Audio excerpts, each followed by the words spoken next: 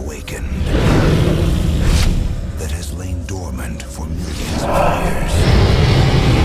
A species older than the dinosaurs and more terrifying than anything we could have imagined. How did they go from 1 to a million in less than a year? Highly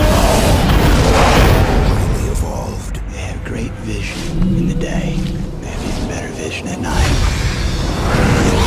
Extremely intelligent. He's playing hide and seek. More like cat and mouse. Unbelievably powerful. 2 glands in the mouth secrete separate chemicals. Combining exhalation, nitrile napalm. Good luck. Now one will protect them, We have to hang on, work together. and one will lead them. There's nothing magical about it. They're made of flesh and blood. You take out their heart, you bring down the beast. We found out where they started. We're going to London. This summer, Vertical one up. the plan is set. 1,600 yards, closing fast. The arsenal has been assembled. Get ready to rock and roll. Each other! You've got one chance to take back their world. Matthew McConaughey, Christian Bale. Reign of Fire. We had to come up with something that was absolutely insane and try to do it in a realistic way. You wanted something that's so kind of evil and malevolent. And it's sort of a combination of a snake and a hawk and a bird. We tried to make them as vicious and as organic as we possibly could. These creatures are formidable and you just should not tangle with them. There's a possibility of death around the corner all the time. There's an obvious angle to take a cartoon aspect. Rob never wanted to do that, and you're going to believe that that world would and could exist. You need a little bit of everything. You need a little bit of reality and a little bit of magic and a little sleight of hand to make the audience believe that it's real. We spent about 9 months in prep. Rob had some very specific ideas of what the look of the film would be, and it was our job to help him visualize what those were.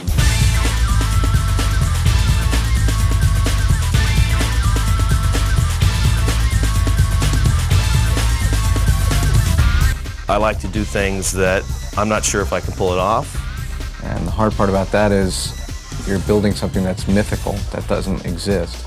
So you're kind of taking all this technology and leveraging it and keep pushing and pushing and pushing to kind of build the next generation of creature.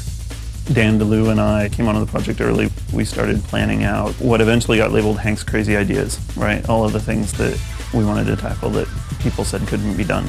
Such as make it move on the ground like a leopard, make it sound like a cobra about to strike, make the skin look sort of like an alligator, but make it the spine of a serpent.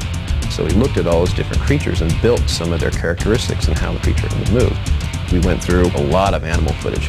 Lions, tigers, Komodo dragons. And how does it blow fire? Where does the fire come from? And I was looking a lot at snakes and cobras. I was watching National Geographic and it showed this cobra spitting, and I thought, well, that's it. That's how we'll do it. It'll be glands that squirt out opposite chemicals, and when the two touch, there's flame. In any one individual department, they can't really tell what it all looks like until we put it all together. In this particular shot, this is actually real fire. It was shot with a bulldozer that had nozzles and fire hoses, and it would spray it out and actually make this fire. But we had to remove the bulldozer, and so you see here we added some CG nozzles of stuff coming out so that it could blend with the fire. Early on, the creature had an extra long neck. Initially, we were going to play it more lizard-like. However, after seeing this test, we felt like it lacked something, and it didn't feel threatening enough. And we decided to take it in a different direction.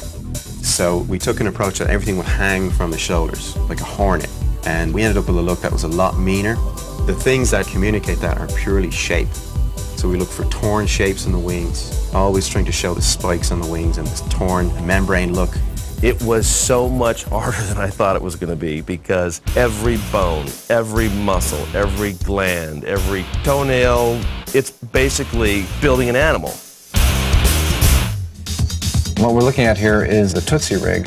It's kind of a low-res representation of the body on the animator skeleton, and by hanging these masses, or what we call Tootsie Rolls, on the bones, we can get a quick feedback in real time.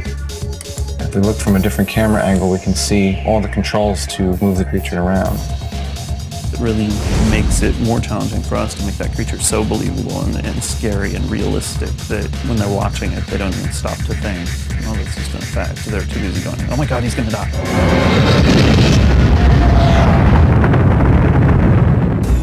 There were some techniques that we wanted to employ to convince the audience this was real, and one of those was photogrammetry.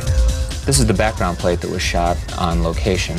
We sent the survey guys out to survey all the points on the castle, the rocks. We used that information to go in and track the scene.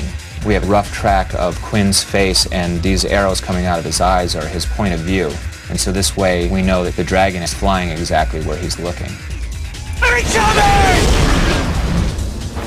The challenge in coming up with a character is in taking a creature so big and so large that theoretically it wouldn't be scared of anything, and giving it a will, giving it a direction to follow through, and giving it an arc in the story. You have Matthew and Christian and so on there giving their input. Well, I was there giving the creature's input. You know, well, I would have done this in this scene. You know, and where's my close-up?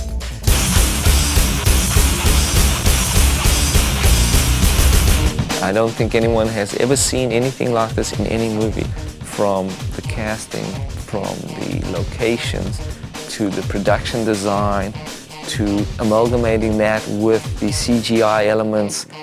It's extremely realistic, very gritty, very real, a very, very exciting action movie, thrilling at the same time.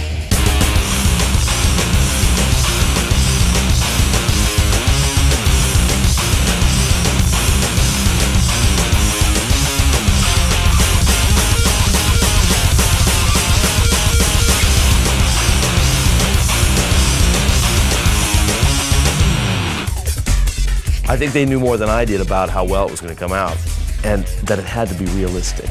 And that's the one you're worried about, is like, it's a bunch of dots. How is it going to look liquid and fleshy? And then, hardest of all, how's it going to have a personality? It's a dot. They did it.